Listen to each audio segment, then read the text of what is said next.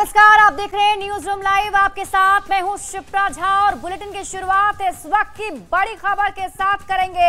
मुख्यमंत्री नीतीश कुमार से जुड़ी बड़ी खबर आपको बता रहे हैं। देखिए, अब चुनावी प्रचार पर मौसम का असर दिखने लगा है, क्योंकि नीतीश कुमार का हेलीकॉप्टर आज नहीं उड़ा।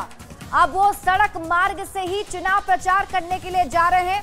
तो इस वक्त की बड़ी खबर आपको बता रहे हैं। देखिए, आज सीएम नीतीश कुमार को चुनावी सभा करने के लिए जाना था और उनकी सभा होने वाली थी, लेकिन हेलीकॉप्टर उनका नहीं उड़ा और इसी वजह से अब सड़क मार्ग से उन्हें जाना पड़ रहा है।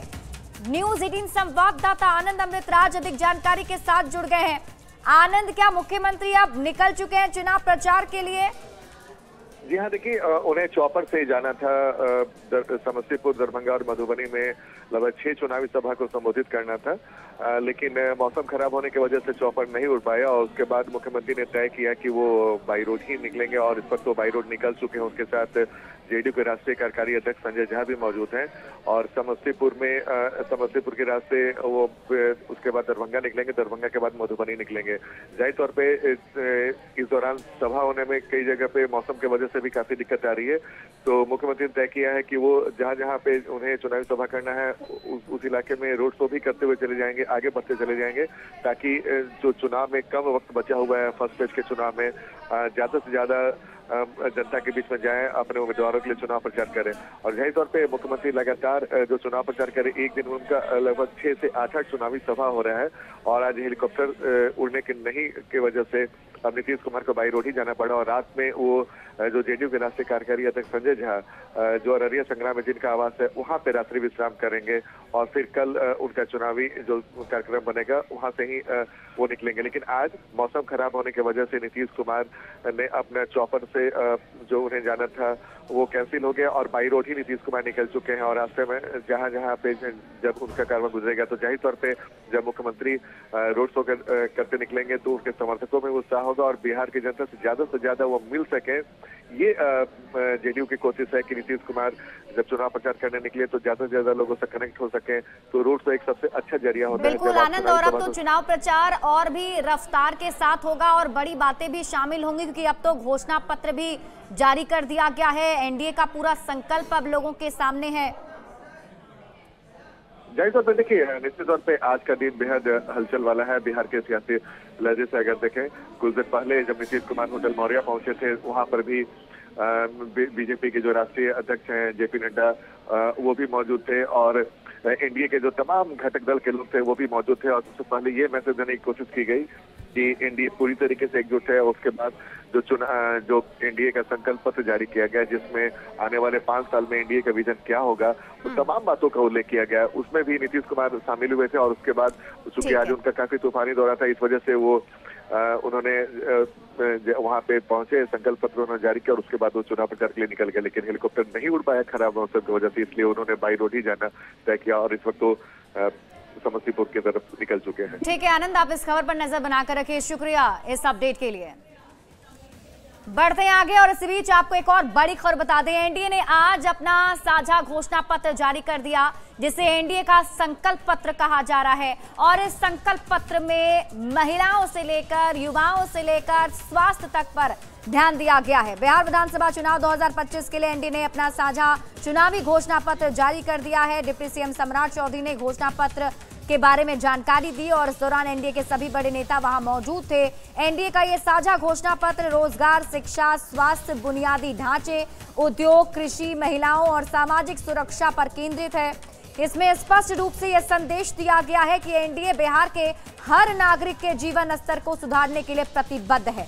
एनडीए ने 1 करोड़ सरकारी नौकरियां और रोजगार सृजन का वादा किया है। क्या क्या बड़ी बातें हैं जल्दी से आपको बताते हैं। हर घर में नौकरी और रोजगार की बात कही गई है। हर जिले में फैक्ट्री का वादा किया गया है। इस घोषणा पत्र में 1 करोड़ से ज्यादा नौकरी की गारंटी की बात एनडीए की तरफ से की गई है। 1 करोड़ लखपति दीदी बनेंगी, ये वादा इसमें किया गया है। 4 नए शहरों में मेट्रो सेवा की शुरुआत की जाएगी अगर एनडीए की सरकार बनती है तो। ये बड़े वादे हैं। बिहार में 7 एक्सप्रेसवे का वादा किया गया है। मां जानकी की धरती सीतापुरम को लेकर यह वादा किया गया।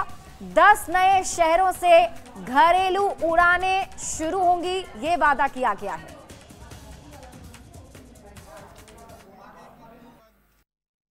बिहार के युवा दुनिया के हर कोने में जा सके, दुनिया में जहां भी बिहार के युवा की जरूरत हो उसके लिए ग्लोबल स्किलिंग सेंटर के माध्यम से हम लोग भेजने का काम करेंगे।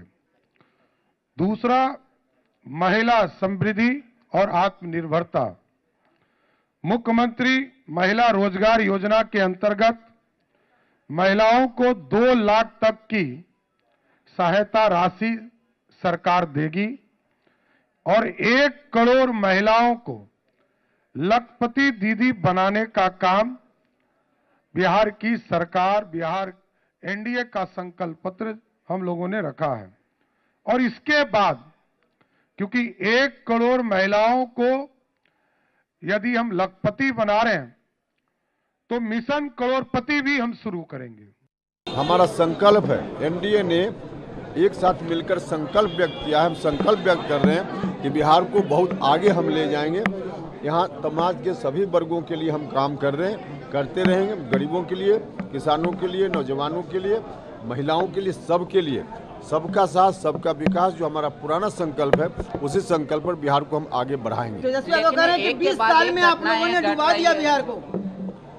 बिहार की जनता देख रही है, उनकी तरह घर की तिजोरी को भरने का काम हमारे नेताओं ने, हम सभी ने नहीं किया है।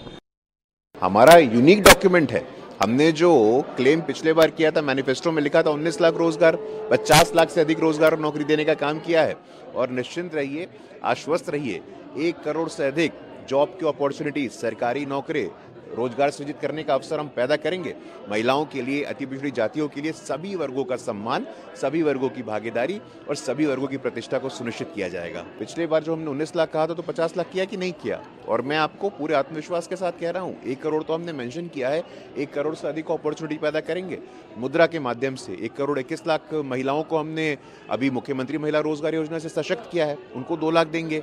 कोई सिलाई मशीन ले रहा है, कोई बकरी खरीद रहा है, कोई एमएसएमई उद्योग शुरू कर रहा है, तो वो भी रोजगार देंगी। तो नौकरी मांगने वाली नहीं, नौकरी देने वाली हमारे युवा, हमारी महिला कैसे बने, इस दिशा में हम चिंता कर रहे हैं।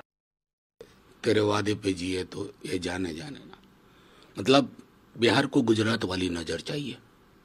प्रधानमंत्री जी, गृह मंत्री जी, बिहार को फिसड्डी बना कर रखने की जो औपनिवेशिक मानसिकता थी, आप आज उसी में हैं। आप चाहते हैं उपनिवेश बने, कि मतलब गुजरात में निवेश और श्रमिक, बिहार के श्रमिकों का प्रवेश, ये परिपाटी बदलनी होगी। माननीय प्रधानमंत्री जी और एनडीए के लोग, और तारीख कितनी है? 31। दबाव में 4 दिन बाद तो प्रचार बंद हो जाएगा। और अभी आप ला रहे हैं 20 साल का लेखा जोखा। प्रधानमंत्री जी तो एक शब्द नहीं बोलते हैं, बल्कि उनको अपने पुराने भाषण 15 के याद आ जाए तो शर्म आ जाएगी। वो नीतीश जी के राज के घोटाले गिना रहे थे। भाजपा का संकल्प आज दिखा। नीतीश विहीन यह संकल्प पत्र रहा कि नीतीश कुमार जी मौजूद थे मंच पे, उनको बोलने नहीं दिया गया, या नीतीश कुमार जी बोलने के स्थिति में नहीं थे। ये भारतीय जनता पार्टी स्पष्ट करे कि आखिर अपने संकल्प पत्र की जो उद्गार कर रहे थे, इसमें नीतीश कुमार को बोलने क्यों नहीं दिए? नीतीश कुमार बोलने के स्थिति में नहीं थे या बोलने नहीं दिया? यह स्पष्ट हुआ कि भारतीय जनता पार्टी की दादागिरी इस संकल्प पत्र में दिखेगी। देखिए, बिहार विधानसभा चुनाव को लेकर चुनाव प्रचार जारी है और ऐसे में जो प्रत्याशी हैं वो लोगों के बीच में जाकर अपने पक्ष में वोट की अपील कर रहे हैं। सिवान से आपको खबर बताते हैं, सिवान में एनडीए के प्रत्याशी मंगल पांडे जब लोगों के बीच पहुंचे तो उनका अनोखे तरीके से स्वागत किया गया। यहाँ मंगल पांडे को तराजू पर सेब से तौला गया और जब ये सब कुछ हो रहा था तो वहां पर लोगों की काफी ज्यादा भीड़ भी उमड़ पड़ी। मंगल पांडे ने लोगों से एनडीए को मतदान करने की अपील की है। सिवान की जनता, सभी सम्मानित मतदाता और समाज के सभी वर्गों के लोग की एक ही इच्छा और आकांक्षा है कि बिहार विकास के रास्ते पे आगे बढ़े, जो डबल इंजन की सरकार है वो डबल इंजन की सरकार काम करती रहे और नरेंद्र मोदी जी, नीतीश कुमार जी, चिराग पासवान जी, जीतनराम मांझी जी और उपेंद्र कुशवाहा जी के नेतृत्व में जो गठबंधन है वो गठबंधन और मजबूती के साथ बिहार की सेवा करे और इसके लिए लोगों ने मन बनाया है कि एनडीए के प्रत्याशी को विजयी बनाना है। और प्रधानमंत्री नरेंद्र मोदी जब मुजफ्फरपुर में चुनाव प्रचार करने के लिए पहुंचे थे तो मंच से उन्होंने किसान चाची का जिक्र किया था और उन्होंने ये कहा था कि वो बहुत अच्छा उन्होंने काम किया और इसलिए हमारी सरकार ने उन्हें सम्मानित भी किया है। पहले ये जो सम्मान होता था वो उन लोगों को दिया जाता था जो इस सम्मान के लायक भी नहीं होते थे और अब उनको सम्मान दिया जाता है जो जमीन से जुड़े हुए लोग हैं और उनका नाम जिक्र करने के साथ ही प्रधानमंत्री नरेंद्र मोदी ने उनकी मंच से तारीफ की थी। अब इसे लेकर किसान चाची ने खुशी जताई है कि ये टू जेड वो अच्छा बात कर रहे हैं। जो जमीन से उठ कर के जो महिला चाहे जेंट्स अपना नाम किया, अपना नाम मैंने बहुत नाम करके अपना पहचान बनाया, उसको काफ़ी अच्छा नज़र से देखते हैं और उसी को पद्मश्री देते हैं। देखिए अभी फिलहाल बिहार में राहुल गांधी द्वारा छठ पूजा को लेकर दिए गए बयान को लेकर राजनीति काफी ज्यादा हो रही है और बयानबाजी का दौर काफी तेज हो चुका है। ऐसे में मंगनी लाल की तरफ से भी इसे लेकर सफाई दी गई है। उन्होंने कहा कि छठ पूजा काफी पवित्र पूजा है और इसे लेकर उन्होंने ये भी कहा कि सबकी आस्था और धार्मिक मान्यताएं जुड़ी हुई हैं। साथ ही साथ वोट चोरी को लेकर भी एक बार उन्होंने हमला बोला है। क्या कुछ कहा है आपको दिखाते हैं। छठ पूजा तो एक पवित्र पूजा है, सूर्य की आराधना है, इसको अपवित्र कोई नहीं कर रहा है। पवित्र भावना से छठ पूजा संपन्न हुआ है। इलेक्शन कमीशन के बारे में हम लोगों ने बराबर कहा है, एक संवैधानिक संस्था है और इस संस्था को संविधान की मर्यादा का परिपालन करना चाहिए। वो परिपालन नहीं हो रहा है, इसलिए कि बिहार में कहा कि घुसपैठिए बहुत आ गए हैं, घुसपैठियों को बाहर निकालेंगे तो 69 लाख लोगों का नाम काटा गया है। तो इलेक्शन कमीशन ने अभी तक तो नहीं बताया कि उसमें कितने घुसपैठिए हैं। तो इससे जाहिर होता है कि सारे देश को कहीं न कहीं साम्प्रदायिकता की आग में झोंक देना चाहती है भारतीय जनता पार्टी।